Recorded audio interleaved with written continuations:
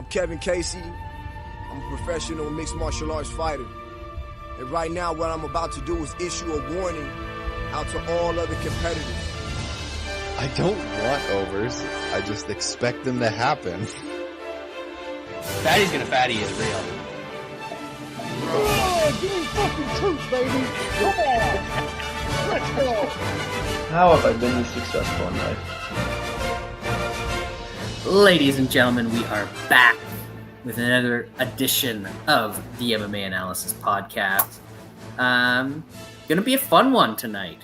I'm watching the Man Cup in the background. The Man Cup is a lacrosse tournament in Canada, for those who didn't know or couldn't guess based on what you know of me. But we got two guys who actually know a thing or two about MMA, watch some MMA every once in a while. Sean, Wes, welcome. Sean, how you doing? I'm doing all right. Getting over this sickness, which of course now I'm getting because I have a child. So that's well, you got to get over this one. Get ready for the next one. Right? I know. I'm just counting down the days for the next one. Because as we know with our former co-host, the child AIDS comes for us all. So oh yeah. Rest in peace, Lance. Rest in peace.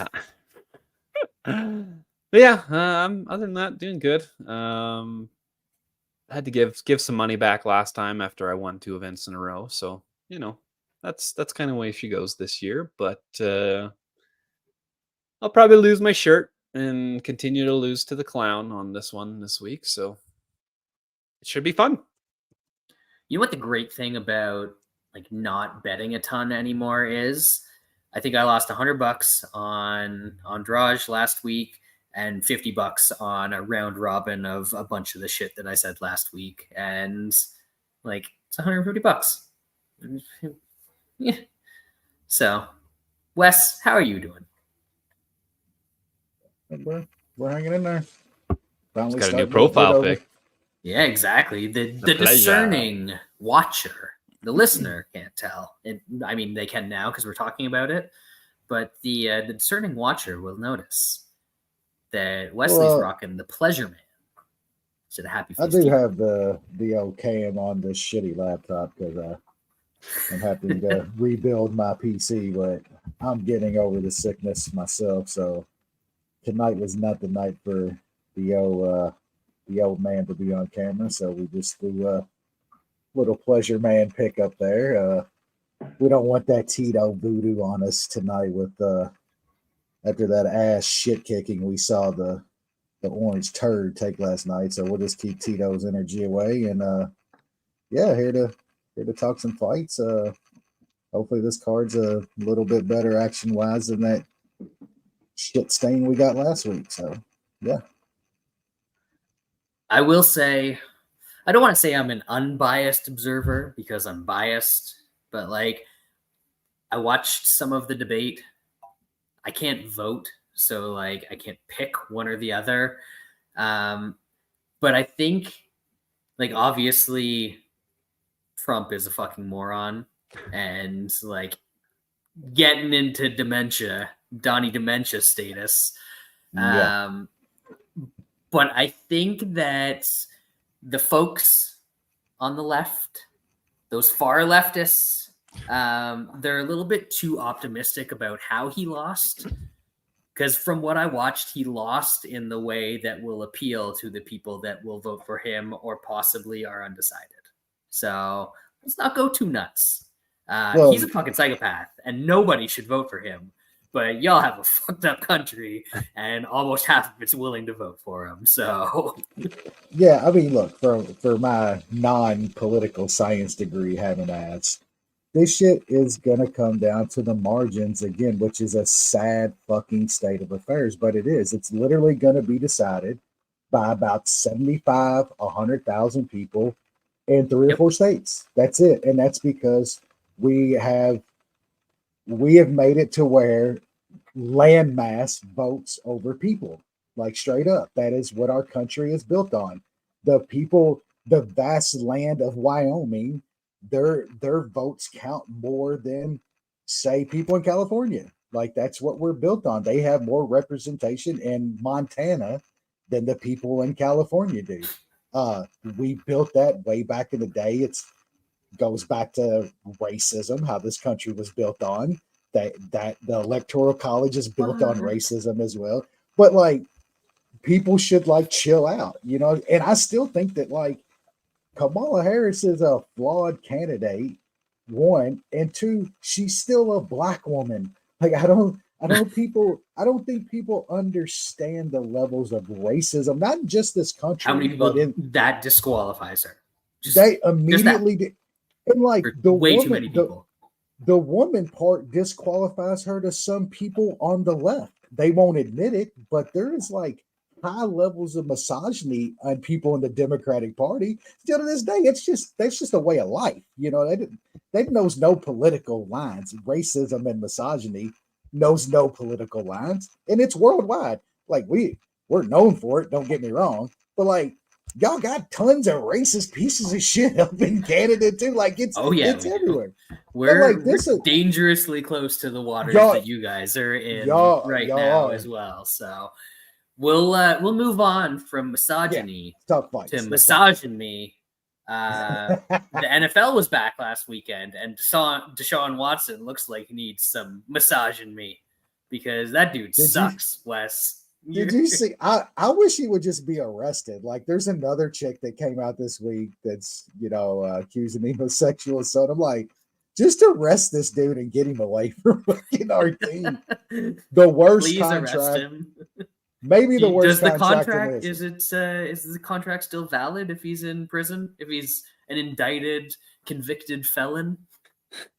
Like in most sports contracts, there are like clauses for that type of stuff, but if there was in this one, I would imagine they might have already like used it.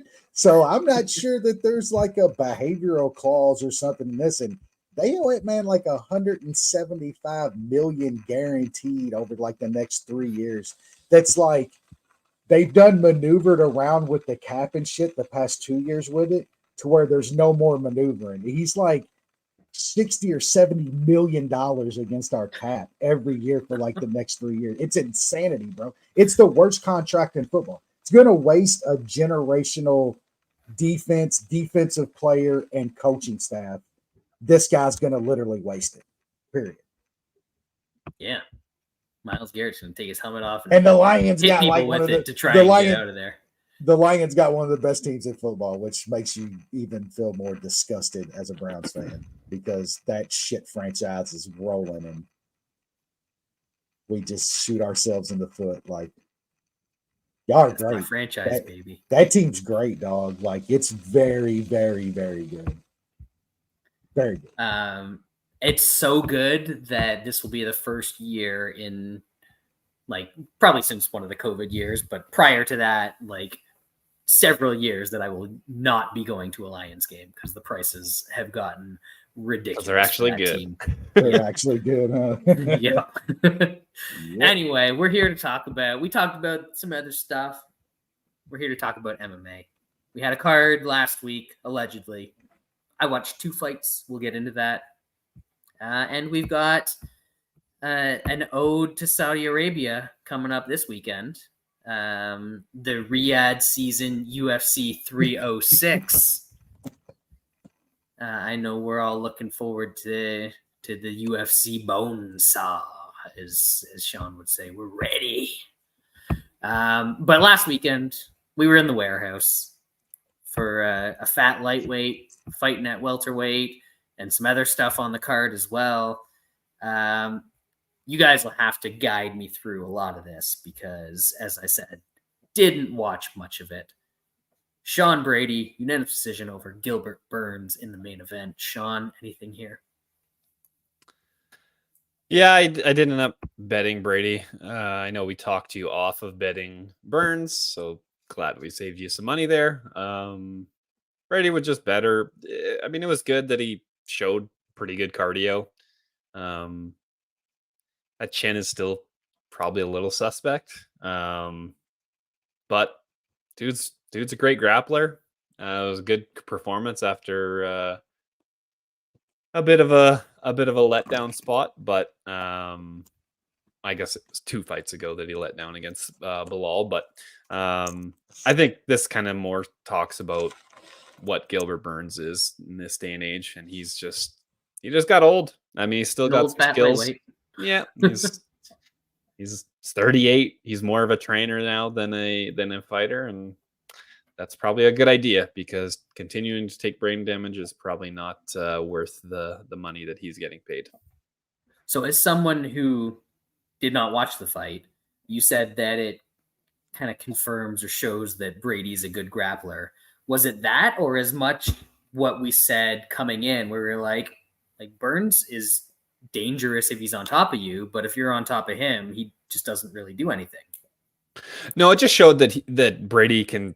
I mean, when it seems like when he's on, he can keep a good pace. Like he went 25 minutes. There was a good amount of grappling. He still had to show his striking. So he kind of had to show all parts of his game, and he was able to do it at a decently high pace, which I guess we didn't know if he could do up until now. Fair enough. Wesley, thoughts on the main event? Yeah, I mean, I think it pretty much played out about how we talked about on the show last week, kind of like you mentioned, the things me and Sean were kind of breaking down in the fight, talked you off of Gil, and I think that's kind of how it played out. Gil he looked old. He's looked old his past couple fights. I will give Brady props on. He did go 25. He grappled with Gil a little bit. He tried his wrestling. Gil popped him a couple times. I want to say he took him fairly well, but there was a couple where it kind of stood him up a little bit to where you were like, if that was somebody that hit a little bit harder than Gil, that might have still hurt him. But he took everything fairly well. Grappled, 25 minutes, cardio looked perfectly fine. I don't know. I guess we got him rated about right. I don't think he's necessarily overrated or underrated at this point. He's going to get a big fight next time out, I would imagine. And I guess we'll see again. Gil's Gil now. Dude's given us a ton of great fights over a lot of years now, and he's probably about on his way out. So not sure how much stock you put in this win for Brady, but he did about what he was supposed to do. Yeah, I mean, looking up in the rankings, I think there's more guys that he could probably beat. He just kind of matches up pretty decently in that division, just not against the very top guys. So Brady's going to stick around for a while. Co-main event, and then we'll start going through them quickly. Natalia Silva, unanimous decision over Jessica Andrade. Anything on this one, Sean?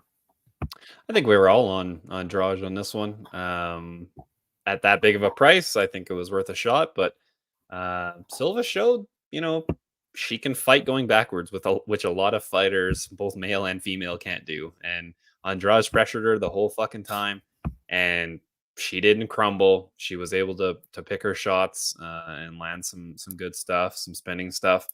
Andrade just needs to fight at 115. I know she's just trying to collect paychecks because she's got all her money taken away by both her wife and then her manager. But she needs to fight at 115 because at 115 she can kind of outmuscle fighters. Whereas at 25, I feel like the upper echelon fighters, they're able to kind of counter her grappling. And then if they can strike, then she's in a bit of trouble. So if she stays at 115, she can still be okay. But Natalia Silva might actually be pretty good.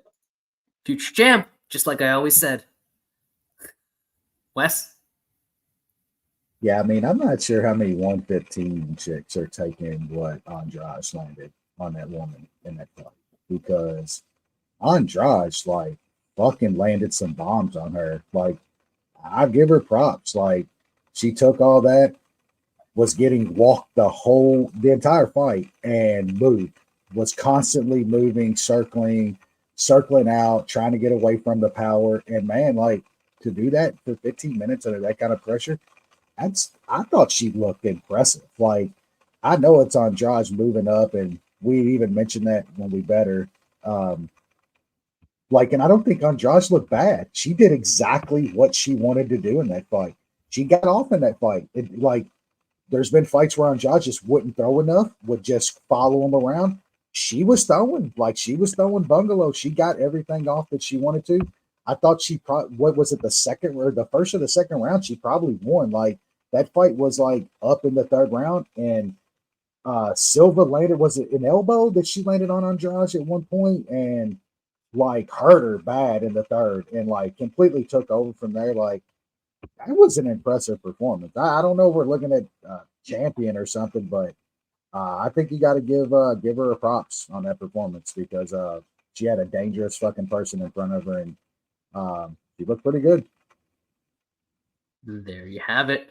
The rest of the main card, featherweight division, Steve Garcia, first round TKO of Kyle Nelson. Cody Durden, second round submission over Matt Schnell. Didn't see that part coming. And Yanel Assmouth, unanimous decision over Trevor Peak. Do we want to talk about these at all, Sean? Can't trust a Canadian to even take an ass whooping, never mind win. So that fucked the consensus. Bad times. Steve Garcia is a violent man. Props to him. He's on a hell of a streak, and I don't think anybody would have ever thought he would have the finishing streak that he's had. Matt Schnell was putting it on Durden early on. And then what happens in Schnell fights when he doesn't get him out of there, he gets out of there. So the under 2.5 was pretty decent in that fight. Yeah. And then if Trevor Peak's gonna fight in the UFC, just put him against strikers, because he's not good.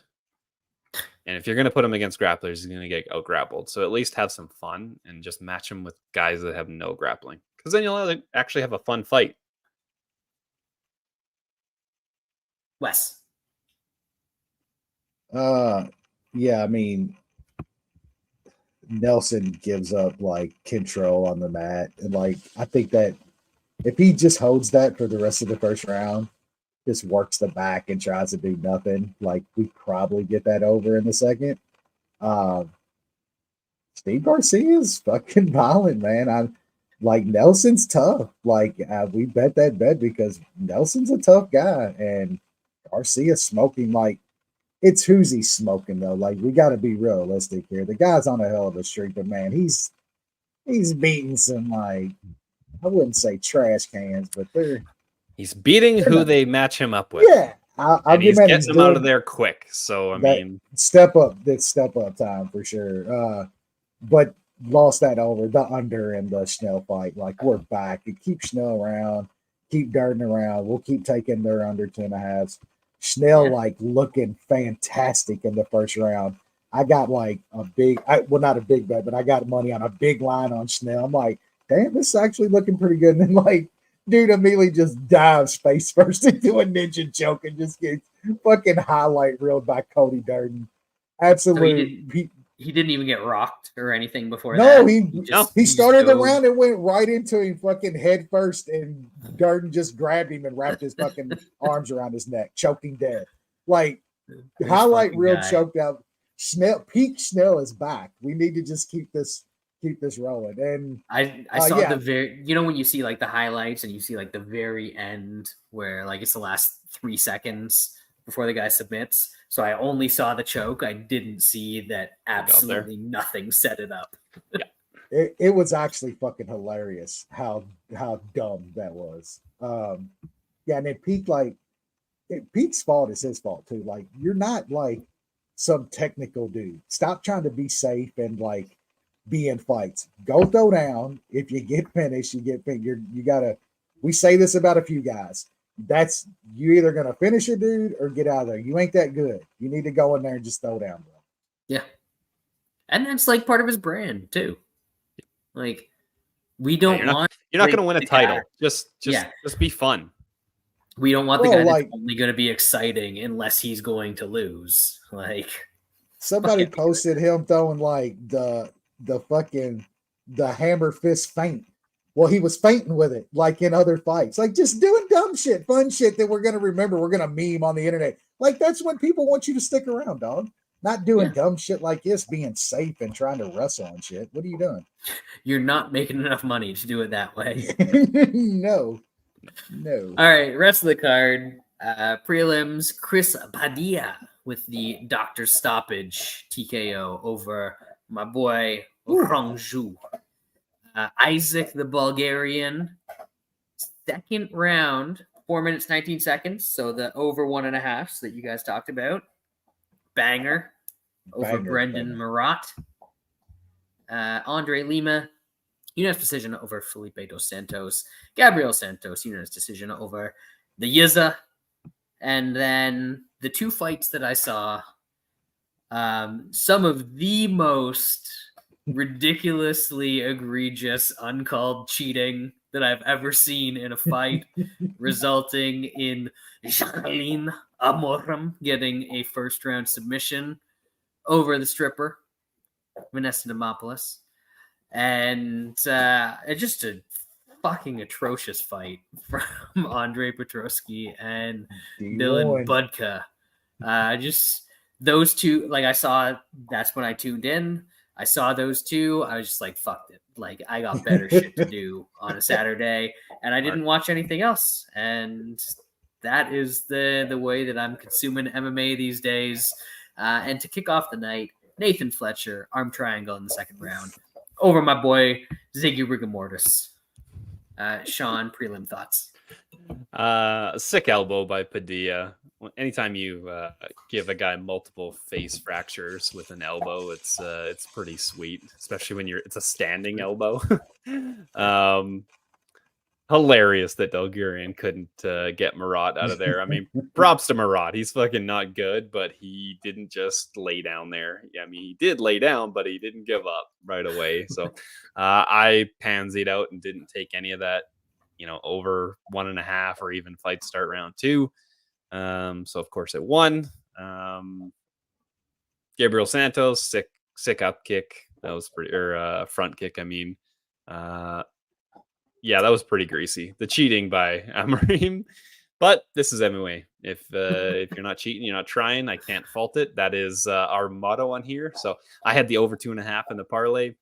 Probably wasn't going to hit anyway, even if it didn't hit. If she didn't, or if she got stopped for cheating there, but whatever. And who gives a shit about the rest? Wes. Yeah, that Padilla elbow was one of the nastiest elbows you'll ever see. Like, dude thought he got poked in the eye. It was so bad. Yeah. And Padilla's like, nah, elbow. He's yelling out elbow, and man, his eye was fucked like immediately. That was some nasty shit. Yeah, fight starts round 2 and over on Bulgarian fight was just, look, I'll give it to old Marat. Like 99 out of 100 dudes are getting the fuck out of there. They're done with that. That guy didn't quit, so props to him, I guess. And then yeah, Santos, that guy might be pretty good, man. Like massive for the division. I know he was in a very good opponent matchup for him in that fight, but he looked really good, I thought. And then yeah, like some of the most blatant glove grabbing, cheating shit that you'll ever see. Ref looking right at it. They even reviewed it after the fight and just was like, there's nothing we can do about it. Like, what are you gonna do?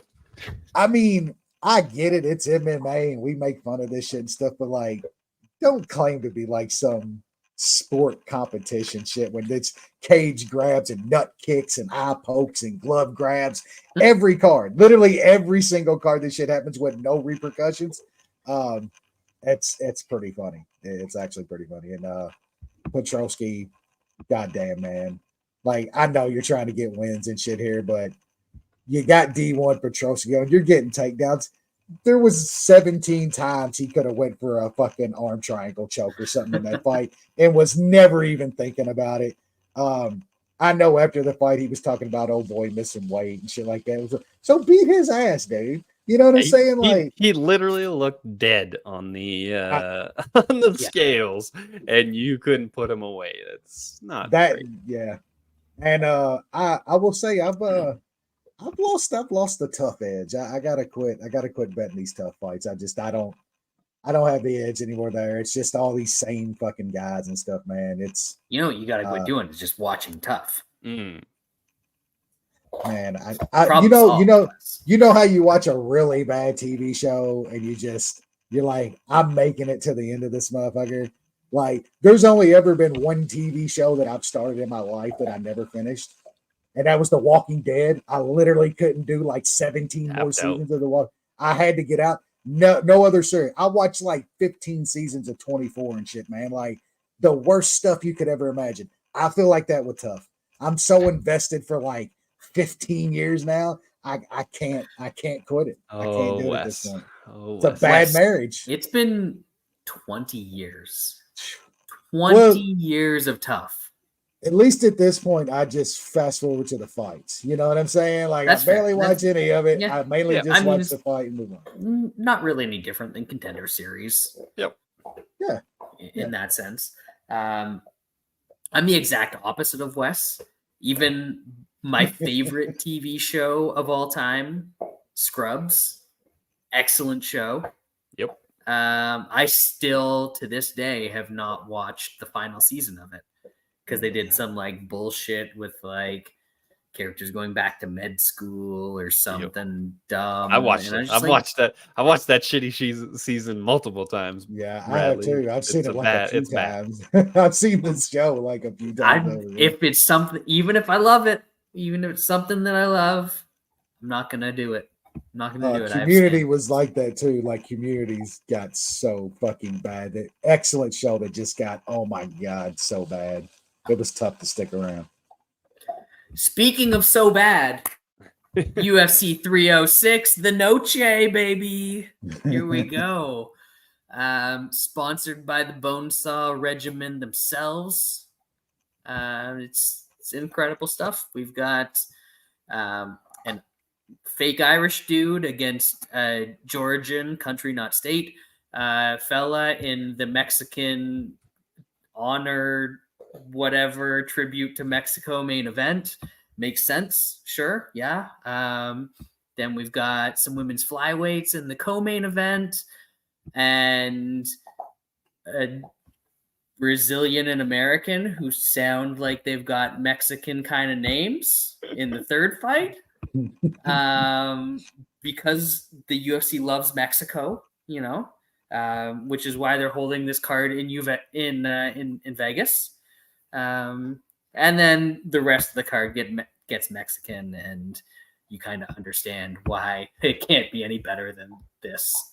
But it's going to be in a thing, and there's going to be videos and all sorts of pageantry and, you know, the things that the UFC is really known for bringing to a fight card. So my personal expectations, extremely high. I think this is going to be the greatest fighting card of all time, just as Dana White tells me it's going to be. Grammy, Emmy, Oscar.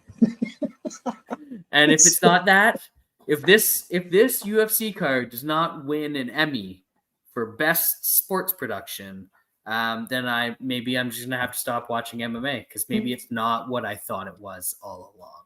All right. I might have some bad news for you, Bradley. We've got. Hey, this is already a good start. We're off to a good start. 10 fights. 10 fights on the card. Yep. Great start. The first one, I actually know both the fighters. So we're trending in the right direction here. Bantamweight division. We've got Raul Rosas Jr., son of Leno, I think that translates to, against Orichi Lang. Sean, this is like a moderately entertaining bantamweight fight to start a card off. We'll see. I think it's going to be a bit of a squash match. I think Jay Leno Jr. is going to get down Orichi Lang and sub him fairly quickly. Orichi Lang does not have good takedown defense. it should be a show out kind of performance for Jay Leno Jr. I'm not playing it. I'll pick him. He's a big favorite. He should get it done. We'll see if we can fade him sometime soon. Wesley. Yeah, I mean, we got the old Christian Rodriguez on him pretty early. I That's all think I was looking for. we're gonna have chances. We're gonna have chances again with this guy, I think. But I don't think the kid's bad or anything. But like, I mean, he was in there a little tough with fucking Ricky Tercios for a little bit in that fight. That was here. Got to see that one live. Ended up getting the finish because Tercios is a absolute fucking moron. I think Rosas should win this fight. Should be fun. Arichi Lane's tough though, man. He's not like some dude that's just gonna go out there and get taken down and choked out or some shit like that. I can't see that happening. Most of his losses are just close decisions losses. I don't think Rosas has got the offensive wrestling and stuff to just get Arichi Lane down and choking him out. So I think Rosas definitely wins this fight. But I'm looking at the over. The over 1.5. It's 1.5 in this fight at around even money. I think Rosas is going to have to work for a win here. I don't think Arichi Lane's going to lay down. I don't think he's going to just get spammed, takedown, and choked out. So I think this fight goes a little bit. So I like that over 1.5 at around even money. I was kind of leaning the same way. If I'm going to bet this, I don't think I am. This should be Rosas doing what he wants and, tossing a little chin in that eye and just do what he needs to do to get a victory here. It's going to be maybe not the most entertaining fight in the world if he can just like rinse and repeat, get takedowns and can't actually do anything with them. But I think eventually he's going to find something on Arichi Lang. So Leno Jr. picks up another win. UFC pushed him. I mean, they didn't even push him that far, but they pushed him too fast. We're still talking about, what is he, 20 now? Yeah, he's like 20 years old. Is he finally 20? 19, 20, yeah. He's 20 on October 8th. October 8th. He's got a month. And he's 20. That kid is way beyond like what like Chase Hooper was when they tried to put him in there early. Like this kid's pretty good. Yep. So he'll win this, and he's got a long career ahead of him. We'll see where he goes next. Next up, flyweight division. Edgar the Chair takes on Joshua the Van. We just got things that people can sit in, fighting each other. Sean, what's going on here? Amazing. Yeah, I was a bit surprised that Van got taken out last time against Charles Johnson. It was obviously a close fight. The scorecards, they were pretty much every different way you could think heading into the third, and then he just got cracked and got taken out of there. He does get hit a lot, but his offense is very good. Against Charez, who gets hit a lot and doesn't have amazing offense, I think he's just going to outvolume him. I don't think Van gets him out of there, but I think he wins a fairly decisive decision. I was pretty high on Van. It's a bit of a step back, losing to Charles Johnson, but the vet Charles Johnson can school some guys sometimes. Isn't a decision by its very nature decisive? Not if it's a split. But it's still a decision. Touche. Semantics, Bradley. Semantics. Wes, what do we got here? Yeah, this should be a fun, pretty high volume fight. Yeah, I favor Van here too. I do think he's the better dude and stuff, but that wasn't a good loss to Charles Johnson, man. Like, and it wasn't just the knockout. Johnson was landing on him in that fight, and like Johnson's not, I don't think, the best striker. He's long and usually uses his length pretty well, but he's mostly spam takedowns on guys and try to grapple on dudes. He was landing on Van, so that worries me a little. I don't think Charez has like even the power that Charles Johnson could pull out of his ass like he did. So I think Van probably wins a volume match here. Lands a little more, takes rounds, but I have a hard time laying that kind of price on Van coming off of that last performance against Johnson. Anything, I would probably go decision at some plus money instead. Van by decision. I think this probably does go 15. Yeah, close fight. I lead Van, but man, it's hard to trust him at that last performance. I got to see a couple. Yeah, between the fighters themselves and the division that they're in, it's very hard for me to find anything that I really want to bet here. Normally, flyweight fight, I'd be like, hey, plus 200 dog. Let's take that dude. But like his only wins are against one of the most known quitters in MMA in the last decade. So is he actually any good, or did he just finish that guy and can't actually do anything else against a real fighter? So I'll probably stay away from this one entirely, and we'll just see. Hopefully it's a competitive flyweight bout, and I'll feel like an idiot for not taking some chair money, and we'll move on to the next women's strawweight division. Ketlin Souza, who is not Ketlin Vieira, two different people. She's taken on Yasmin Paraguay. Sean. Yeah, I don't really care too much about this fight.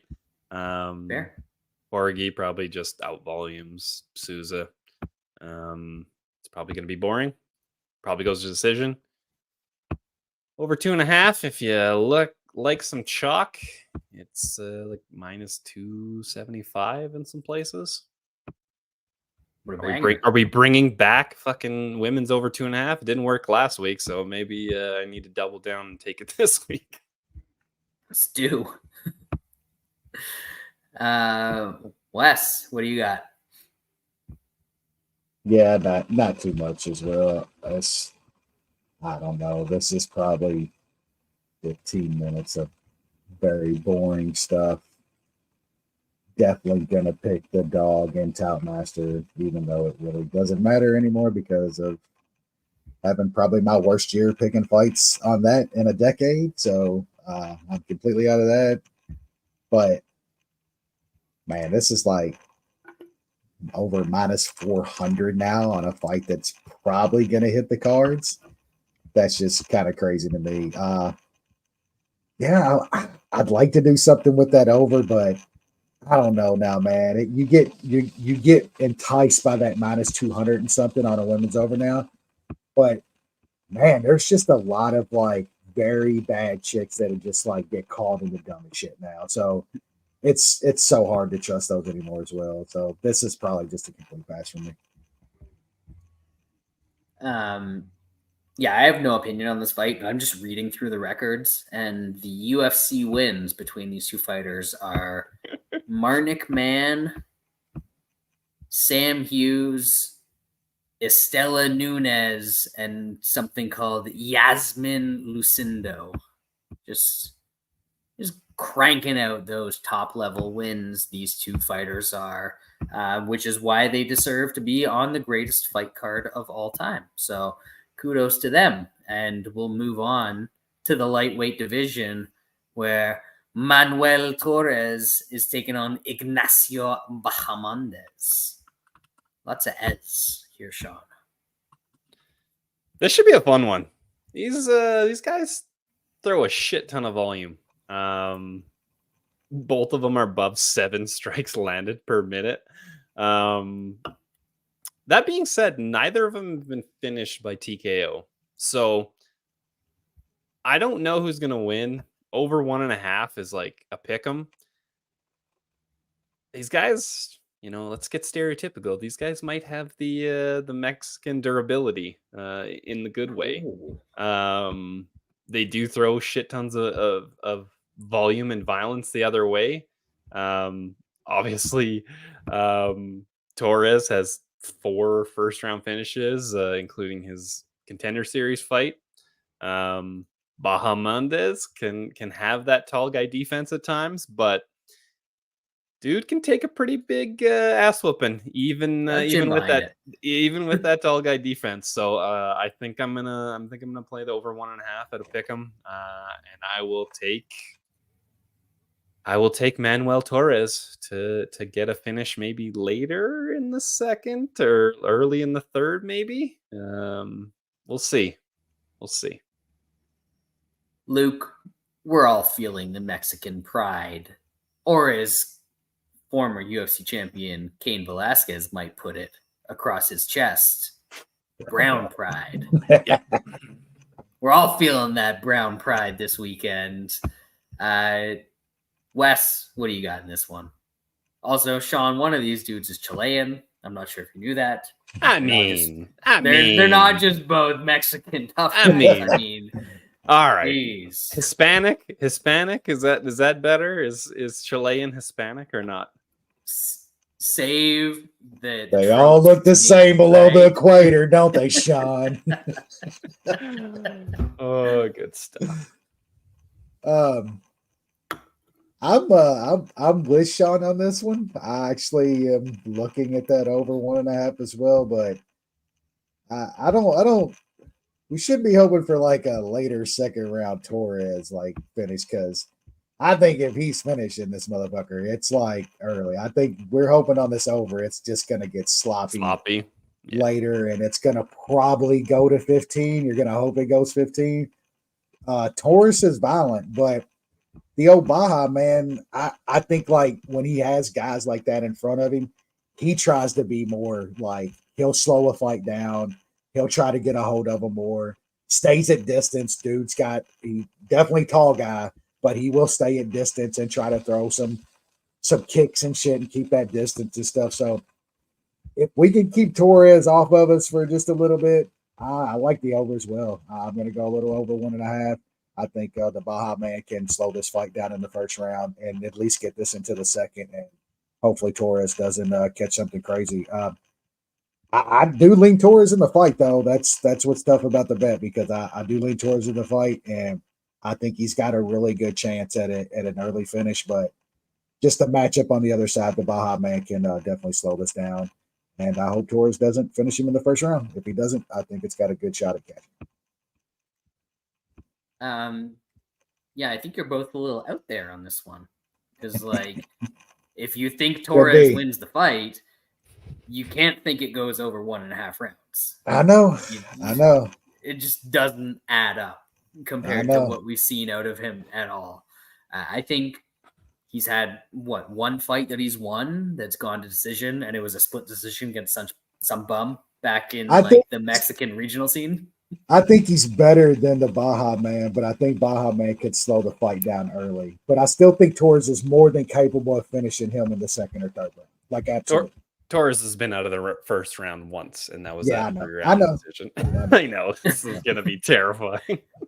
Yeah, like the Baja man, he's actually been in there with a few decent fighters, and he's given them fights. So I agree with the over 1.5 here. I just think you're either looking at a Baja man round 3, which he has a couple of already in his UFC career, or Baja man decision. I think those are the two ways this fight plays out, especially as it starts to get later and Torres slows down a little bit. Maybe he isn't able to be quite as aggressive. Like, there's a big difference in size between these guys. Baja man can hit him, like he can Dulcim his ass from across the cage. But you guys talked about the tall guy defense. That's where I see that Torres having a chance early on. But man, the plus money beside the Baja man is tempting here to me. Decision over 1.5 decision plus 300, or not plus 300. The round 3. That's more where I see this fight going. See if I get there with an actual bet or not. But what is round 3's like? What's 1,000? Yeah, I'll have to wait for other places because that's not enough for me to pull the trigger there. Yeah. Anyway, finally some disagreement. I like disagreement. It's fun. Yep. Women's bantamweight division.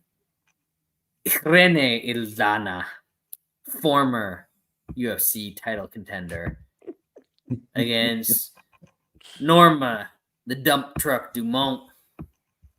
Is she a former?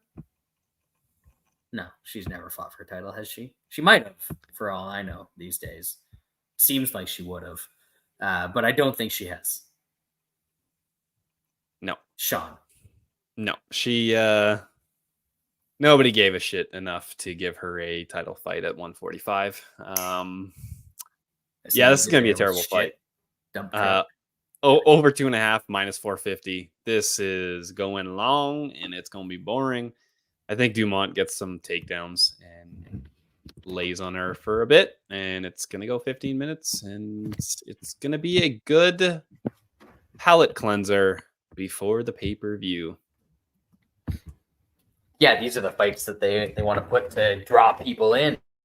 This is a choice. Like, what the fuck are we doing? You could put Bahamondes and Torres right before the pay-per-view, but no, we're gonna put Irene Aldana and Norma Dumont. Like, that's absolutely beer and bathroom break fight. They know. They're like, here's your break before the pay-per-view starts, bro. Like, usually they do that the one before and then get you pumped right before the pay-per-view, but nope, just a pile. Take your break now. Pile. Yep. Go get your Modelos. Yeah.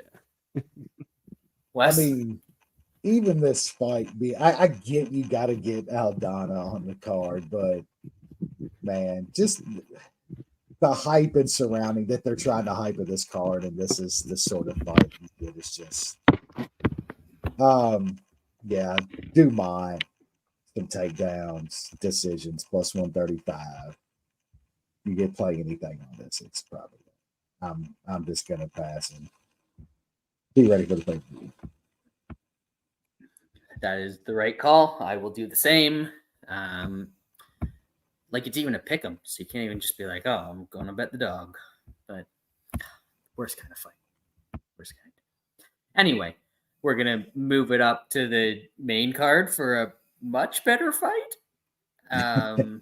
In the flyweight division between Ronaldo Rodriguez, that's definitely a creative fighter in UFC 5, taking on O'Day Osborne. So maybe they're just going for the whole alliterative thing here, Sean. Maybe, because I don't really understand this being on the fucking pay-per-view, so maybe somebody is enjoying that. It's wild to see a fighter that has just complete zeros across the board in a fight. Didn't land a strike, didn't land a takedown, did absolutely nothing. And that's what happened last time out for O'Day Osborne. Coming off 2 losses, and he is opening the fucking Sphere card on pay-per-view. And it's not even like he's opening it up as just complete cannon fodder. I could get that. He's opening it up in something that is considered a competitive fight. Yeah, I don't know. I've heard some people talk about Lazy Boy being okay. Okay. I'll see it. Show me. Wow, they're really trying to sell you, huh? Yeah. I guess I'll pick Rodriguez. O'Day has not looked good for the last little while. And maybe this Ronaldo Rodriguez can show me something, but this is one of the worst pay-per-view openers in a very long time. Wes. Yeah, I mean, O'Day just sucks. On this card, opening a pay-per-view, how's he on the roster? Like, this guy's horrible. Rodriguez has got some grappling, can crack a little. He probably subs O'Day at some point in this fight. I'm probably going to throw a couple bucks on him just straight up to have something to open the card. think he chokes out O'Day at some point. O'Day just is horrible. This is more bet against O'Day action on the pay-per-view opener. Just small. Rodriguez. Money line. Yeah, that's really what kind of makes sense to me is, this fight is allegedly on the pay-per-view for a reason, and we know that reason is not O'Day. Yeah, it's the Mexican guy. Like, yeah. So you'd think that like minus 145 or minus 140, whatever you can get out there, is short. But honestly, I don't know enough about old Ronaldo Rodriguez to even know if he deserves the Brazilian pronunciation of the R's in his name. But I guess we're going to find out on Saturday night if this guy, I mean, we're not going to find out if he's actually good because who he's fighting, but we're going to find out if he can put away a guy that a good fighter should be able to put away. We'll put it that way. So, I kind of agree with Wes. If anything, probably looking at the Rodriguez side, and I don't know, what are the inside prices? Because I feel like you might get a bit of a discount with that because it's a flyweight fight, but even that's only like plus 170. So, yeah, tough to find anything you really want to take a shot at here. Sub is plus 375. I don't hate that, but nothing is really calling out to me when it comes to this fight. So we'll move it along to the next clearly main card caliber bout in the lightweight division. Daniel Zellhuber taking on Esteban Ribovic. Sorry, Sean. That should be a fun one. It's obviously not that important of a fight, but it should be fun. Zellhuber's a guy that I've kind of off and on faded a bit. I think I had Prado last time out, and he did pretty well against Prado. Prado brought a lot of forward pressure, and he was able to deal with it. Used his reach fairly well. Didn't show any or too much of the old tall guy defense. I mean, I guess he's not that tall. He's more just long than anything. But I think Zellhuber's pretty good for who he is. I know he hasn't fought amazing fighters, but after that loss against Ogden, I thought he was terrible. And then he's been beating okay guys. This is a decent step up for him. Very nice finish by Ribovic last time against McKinney. He kind of reversed McKinney, who that's kind of his deal, just waxing guys or losing late, and he was able to do it. I think Zellhuber's able to use his length and keep Ribovic away, and picks up a decision. We'll get to Wes's breakdown in a second.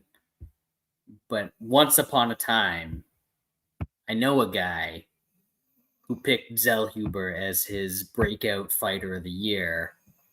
And then he went on to lose to Trey Ogden later in that very same year.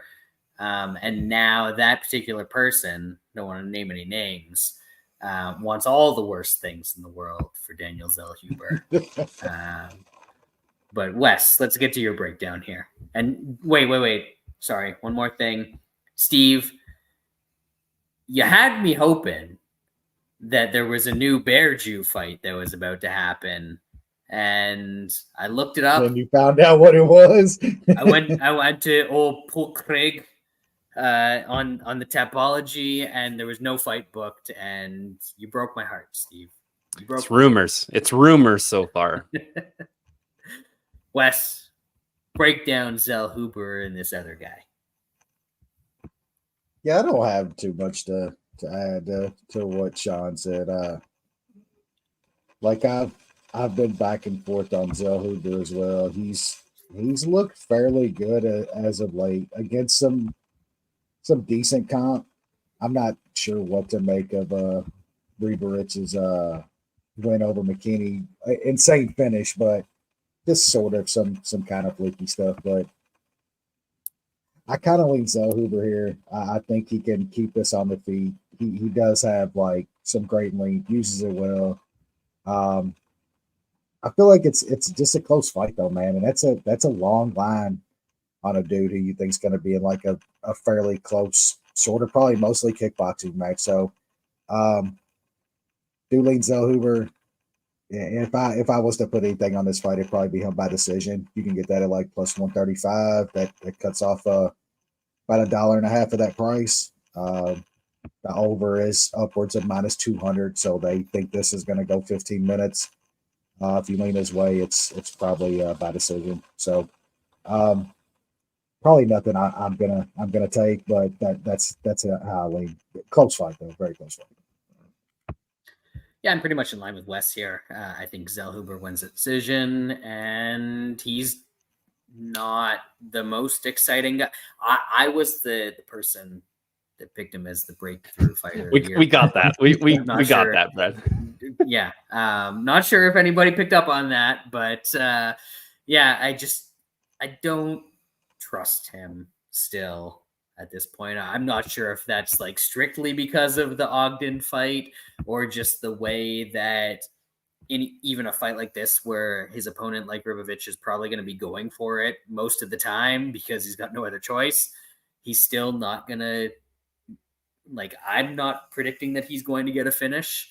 Wes isn't predicting that he's going to get a finish. He's just not that type of guy that kind of has the killer instinct, you know, that they talk about. So yeah, not completely back on the Zellhuber train quite yet, but I do think he wins this fight, and I have no interest in playing him or putting him in a parlay or anything like that.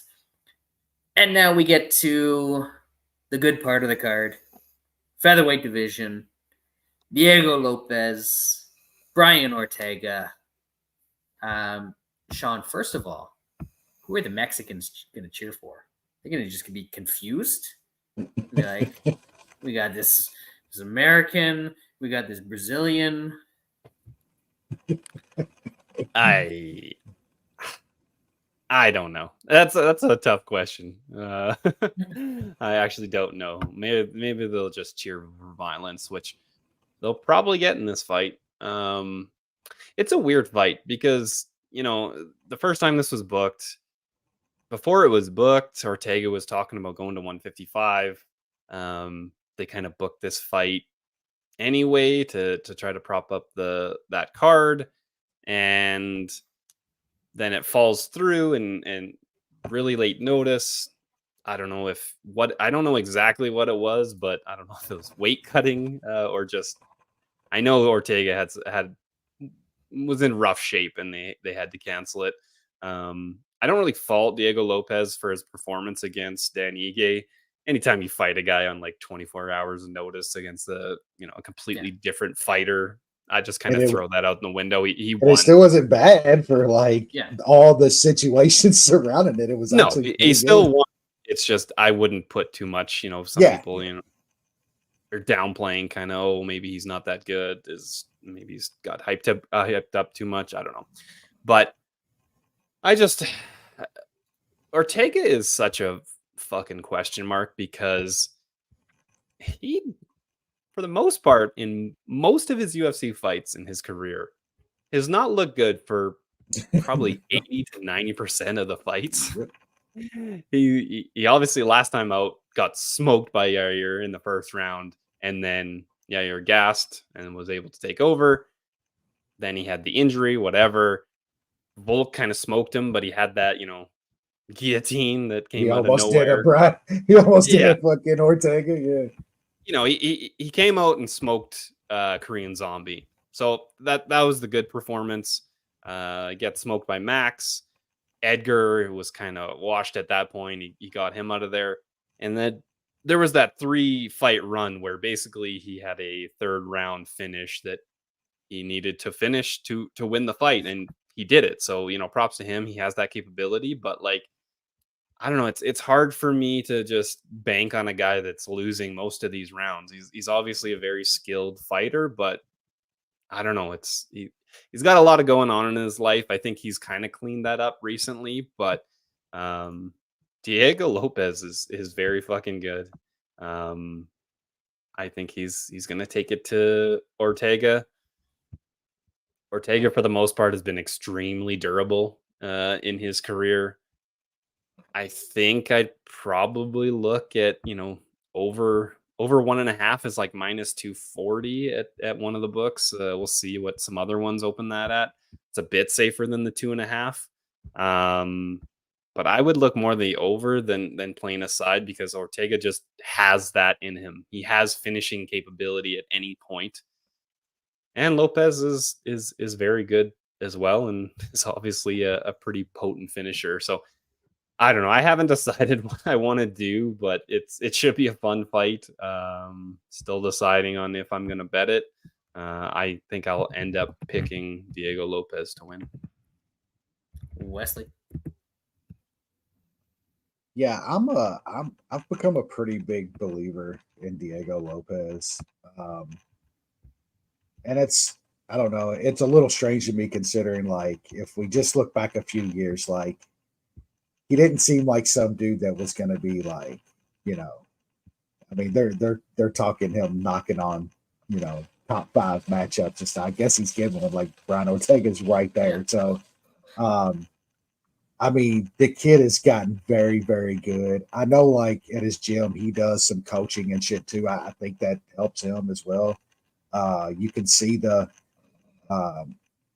how much his game has changed and how good he's gotten over the past few years since being on the Contender Series a few years ago, when the Contender Series was like legitimate and like some legitimate dudes. I mean, he fought Burrito in his fucking Contender Series fight. Lost to Burrito. Yeah, he did. He lost to him and Ilawev. So I mean, it's like he has lost in the UFC, but he's lost to literally like the upper echelon of the division. Yeah, I mean, I think this comes just back to Brian Ortega. Like, everything Sean said is correct. In this day and age in MMA, man, like, fewer and fewer guys are just gonna beat the shit out of you and then get caught in a jump guillotine. You know what I'm saying? It's just, this sport isn't like that anymore, man. Like, dudes are all very, very good. They're sub defense and just their awareness in fights of guys being able to just get that off on them out of nowhere. That shit rarely happens. Now, Brian Ortega is, if there's a guy at that level of Go Bronx and dudes like that that can pull that off more than others, he's definitely one of them. But man, Sean hit it. This guy's lost 80-90% of most of the fights that he's been in. He's taken some absolute ass whippings in UFC fights. I think for Brian Ortega to win the fight, he's going to need one of those moments. I think he's going to have to pull off something like that to win this fight, because I think every other aspect of it, he's probably going to be getting his ass whooped like usual. Can he pull off something like that on Lopez? I don't think so, personally. I like Lopez in this fight. I don't like that the line has moved like 50-60 cents from the last time it was booked. Squarely off of just Lopez beating Ige. Like, I think the Ige win was a very good win. I just don't. Sean's right. You can't put like a ton into it. Ige literally fought on like a few hours notice or some shit like that. So, yeah, I don't know how much you can put in that, but it's still a good win regardless. Ige's a very good fighter. I don't know if I want to lay minus 200 or whatever on Diego Lopez. I would probably look more for the decision. That's some plus money. I'm not sure if I'm going to bet it. Ortega does worry you, man. He's done it so many times. You have to have that in the back of your mind. I'm not even sure that it's just having that in the back of your mind at this point, but like, Ortega has definitely been a lot more aggressive about pursuing grappling in probably since he got absolutely mauled by Holloway. Yeah. But like, even in the Volkanovski fight, he went after some takedowns, stuff like that. went after them early against Yair in the fight where his shoulder got hurt, and then went after them early against Yair again in the rematch, and that paid off. And that's what we've seen. What's his face? Lopez struggle with in his earlier UFC fights. Yeah. The Contender Series fight against Brito, he got taken down. Eventually, I think that was like an eye poke or something early in the third round that went to decision. And then the same thing against Evloev. He kept getting taken down. So does Ortega have enough top control to be able to win 2 rounds here? If he doesn't find that magical moment, he could, because really we haven't seen a lot of Lopez on his back other than the Evloev fight where he was trying to throw stuff up and like close to getting subs. But is he going to be that close to getting a sub against Brian Ortega if Ortega's on top of him? Because he wasn't that close against Evloev. He wasn't that close against Brito either. So, and his earlier losses in his career follow that same sort of pattern. So I could really see if Ortega comes out and actually kind of dedicates himself to grappling, then he's got a relatively simple path to victory here.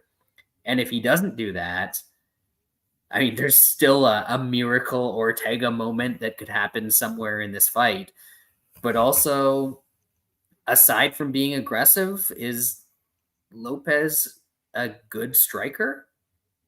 Like, do we know that yet? He's caught some guys. He's caught some guys early on. He's got some power for sure, but like, I don't know that he's won a striking battle against anybody at this point. So I just don't have the confidence that this guy who, you know, he's got a couple impressive stoppages should be minus 180 against a dude that has only lost to Volk and Max. So I'm going to take a little shot on Brian Ortega here. I think there's a couple ways that he can find his way to victory, and I'm hoping he does that. If it's not the smart way that I think he could do it, I hope it's the dumb miracle way that you guys are hoping that he doesn't do it. Good stuff. Co-main event time, women's flyweight division. Alexa Grasso defending her title against Valentina Shevchenko. Third in a best of 7 series that these two are going to have because there's nobody else in the flyweight division. Sean, you sound disgusted by that. Yeah. Not a fan. Do you think it's more or less possible than us actually finding something interesting in the flyweight division? There might be. I don't know. Wasn't there a lady fighter 125 last That's week fair. or two? Yeah, I don't know. Natalia Silva's 125, right? Yeah. So I would say maybe less possible just because like 7 fights is a lot. You're probably not going to get 3 and 3. At some point, you're just like, okay, Yeah. Grasso won 2 of 3. She's better. Yeah, I don't have too much on this fight. I think these are very closely matched fighters, as we've seen through however many rounds it's been, almost 9 rounds. I'll pick Shevchenko just because she's the dog, but you know, she had such a lead in this division, and then Grasso kind of came out of nowhere, and I don't know if that was just Grasso leveling up or Shevchenko kind of getting old. So the father time or mother time is not her friend, and I will stay away from betting Shevchenko, but I'll pick her as the dog. Wesley. Yeah, I mean, I sort of like totally like disagree. I don't know if I don't. It's not really disagreement. Shevchenko has won almost every single round in this contest. I thought she got absolutely. Until she like won, handed shit to her, either a back take or a neck. That's when... the first fight. She absolutely just gave the fight away. She was rolling like it wasn't even close. The second fight, she got robbed. Like she won 3 rounds. I had her 4 rounds in that fight. That was a complete right. Everybody, even on with Twitter, was like, "Yeah, Shevchenko probably won that fight." It was close rounds though, so you can't argue the draw. She was minus 850 in their first fight. She was minus 170 in the last fight. You're now out there getting her at plus 125 in a fight that she's clearly been the slightly better fighter in both of the previous fights. Come on now. Like, that's it. You have to bet that. You have to take dog money on Shevchenko. If she fucking fucks up and gets subbed again, or it's a close split decision again, you're getting the value on Shevchenko as a dog in this fight by far. Bet Rivers has a decision at plus 235 out there on Shevchenko. That's insanity. You have to take some of that. I'm gonna have a decent sized bet on Shevchenko and Shevchenko decision in this fight. Wesley, what do we think the most that I can get on that Shevchenko decision bet is? 25. 50. We'll try. Big ones. We'll see what we 25 can get. big ones. But I ask because I agree with you. I think like we've seen 9 rounds of this now, and she's probably decisively won at least 5 of those. I would say like arguably won 7. Yeah. Yeah. I just think that like we've seen how they match up, and unless she falls off a cliff at 36 and Grasso is the exact same at 31, we're probably going to see more of the same. So the plus 120 money line, plus one, or what did you say, plus 230 was the 235 at Rivers, yeah. That seems to make sense with me. I mean, it's not like this card is actually happening in Mexico and there's going to be a Mexican crowd. Any of the real Mexicans are going to be over cheering on Canelo. They're going to be at the Canelo. Are you not going to be in this shit? Do you think they were paying $3K for a Grasso fight, or do you think they were paying $500 for over at the Canelo fight? Like, come on, bro. Come on. Yeah. So we'll take Shevchenko, and we're just gonna keep this bad boy rolling. We're gonna be 1-1-1 after this. Got to do a rubber match after that. It's gonna happen. Maybe they can coach another season of Tough, because apparently that's where they've been since they fought last. To be confirmed. I cannot confirm that myself. Main event time, bantamweight division. We got Sean O'Malley defending his title against Merab Dvalishvili, the Georgian snooze machine. Best one yet. Yes. It's tough. I don't think there's a fighter that I've lost more money betting against than Sean O'Malley. And I haven't even been able to bet against him for that long of time.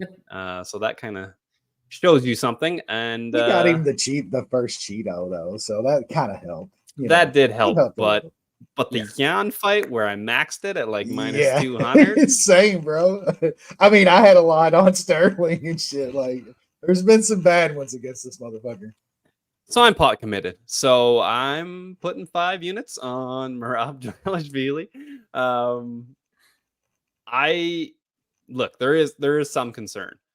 Merab doesn't have much for finishing capabilities. He rushes forwards and he is susceptible to be clipped. He has been cracked in some of these fights. I know hasn't been dropped that much, but he obviously got clipped by Cejudo last time, and so there's been some other ones. You can't see that. 24-45. That's what they got me for the Shevchenko. Almost 25 smackaroos. Yeah. That's great, Sean. But after that Jan fight, I thought that was a very good test for Merab, because Jan has pretty good takedown defense, has a good striking game, and Merab just kind of broke MMA. He was able to just literally go for takedowns every second of the fight, and he missed an absolute shit ton, and he still had plenty of cardio at the end of that fight to go another couple rounds. So I'm curious to see what O'Malley's striking game is going to look like once Merab gets some takedowns and he has to be worried about all that forward pressure. It's possible that O'Malley just checks him on entry, but I just have a hard time seeing Merab not able to get O'Malley down and consistently and get some top time and just wear him out, because nobody's really done too much of extended grappling with O'Malley. I'll be curious to see what his cardio looks like after forcing that much grappling. I don't have to worry about Merab's cardio. What is O'Malley's going to look like? If O'Malley catches him early, it's just another donation to the clown fund. But I'm taking the guy that is likely going to dictate where this fight is going to happen and has just unbelievable, it doesn't even seem real, literally unreal cardio. So I'm all in. Merab just drowns O'Malley to a wide decision. Wesley.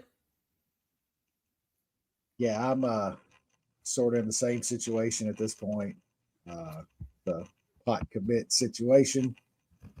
I don't think we've ever seen O'Malley like what his striking would look like in round 3, 4, and 5 with somebody all over him, like Merab's going to be on him.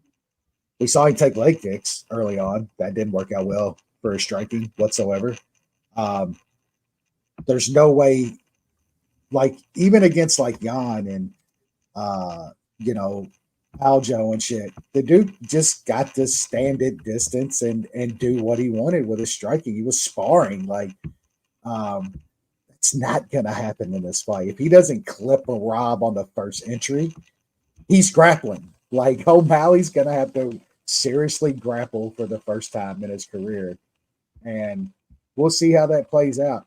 How do we know if Merab isn't getting top time in round 1, 2, that he's not landing blows down on O'Malley and shit? Like, Merab will work on top. When Merab slowed down on top and didn't get a lot of work, he's wrestling guys like fucking gold medalists and shit. You know what I'm saying? That O'Malley's not like defending and fighting off his grappling like fucking Aldo was and Jan was. Like, it's just this is different. Like Sean said, if O'Malley clips Merab, which I have a very hard time seeing O'Malley one punching Merab, like seriously, even if he lands something coming in, like come on, dude. Like, I know Merab's been tagged before, wobbled. That dude's still got a granite fucking chin, man. This is deep water type shit to me, personally. I think O'Malley's going to a place he hasn't had to go before, and Sean hit it right, man. You can't, like, I don't even think you can train to get the kind of cardio that Merab has. It's completely different than anything EPO type shit. Yeah, I mean, that's the only answer. It's Lance Armstrong type shit. That's like the only, but seriously, man, the guy's just built with something different, and I think he's gonna take O'Malley to some deep fucking waters, man. Like I will say, if O'Malley pulls another one out spectacularly, I'm not gonna argue with him saying that he is like one of the faces of the sport if he does that, like legitimately. He's been on a pretty good run. Let's not forget the run that Merab has been on, beating Aldo, Peter Yan, and fucking two-time gold medalist Henry Cejudo in his last fight. That is a 3-fight run that's like almost unmatched, especially in this division. Not even O'Malley can talk about that, which is very good. But a hell of a fight, a contrasting fight of fucking styles. I'll take the cardio fucking wrestler all day. Plus money, gonna get better. It's getting better and better. Like, hard to pass up. I'm in the same boat. plus weight 118 right now at Caesars. For those who have that available to them. I just tossed another 250 on there. It's probably going to keep growing, especially if the price keeps going up. But I like Merab. There's only one guy that he hasn't been able to successfully grapple against, and that's the greatest defensive wrestler in the history of MMA, Jose Aldo. And he still won that fight. I mean, I don't think he really won that fight. Very, very, very, very close. Conversation for another day. Yeah. We'll leave that one until he's champion, and then we can, revisit and say that Jose Aldo should be champion. How great! But how great Jose Aldo is.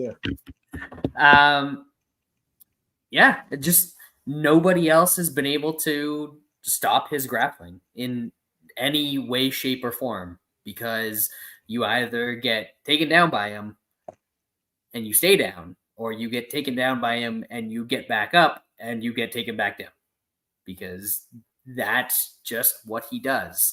And we've seen him eat shots from Marlon Moraes, who is one of the hardest hitters in the lighter weight classes ever, and still come back to be able to get more takedowns and put more pace on a guy.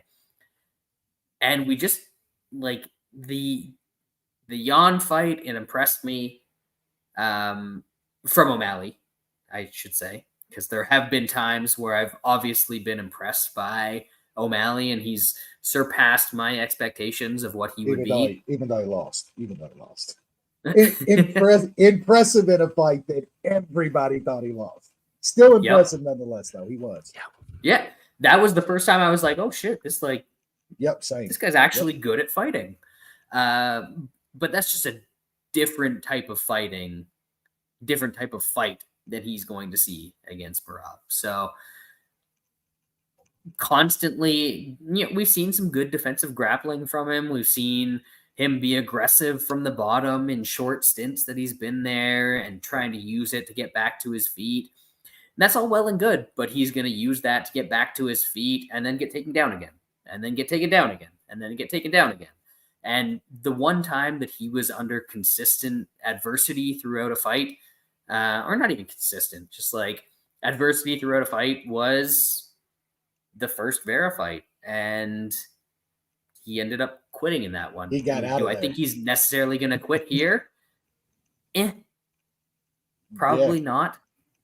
But I think he's going to end up accepting positions a little bit more throughout this fight, and not exploding up and not being as aggressive on the bottom, and eventually that's all going to pile up, and Merab's going to win himself the decision, and we're going to be guaranteed nothing but 25-minute snooze machine fights for the rest of our lives, baby. Let's go.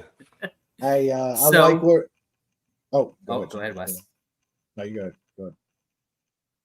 Merab, the Georgian snooze machine, Dvalishvili, consensus bet of the week. Sean, what price are we talking about here? Plus 111. There you go. Boom. Widely available, as they say. Wes, get back in there.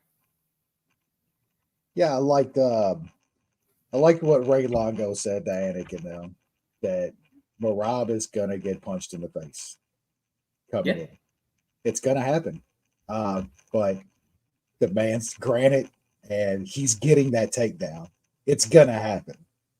We'll see how O'Malley reacts to all that, man. I don't think he's been in those situations. So Merab at plus money seems like a very good bet. Even if O'Malley pulls something spectacular out, I feel like you're getting the right side. We just got a Six Nations Chiefs Man Cup victory. So the hat was backwards, but heat up, you Chiefs. And we're going to heat up with a little Merab consensus bet of the week. Sean, anything else we want to add for the folks. Week off next week. Enjoy the week off, because I'm sure the rest of the UFC schedule for the rest of the year is going to be compressed like a motherfucker. So enjoy your week off, folks.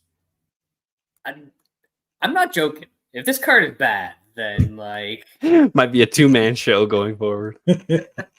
I'll be back eventually, but might need some time away because some of this stuff is rough.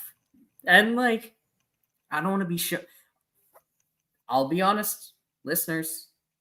There are times when I have more fun doing this Than watching the fights with you guys than watching the actual fights, and that's not the way it should be. So, I want to be honest with the people that our 7 listeners that it's got to get better. It has to get better from here. Kamala, Ugandan giant, says we will not go back. MMA, we need to go back. Okay. I want to go back. Used to be better. Have a good night, everyone.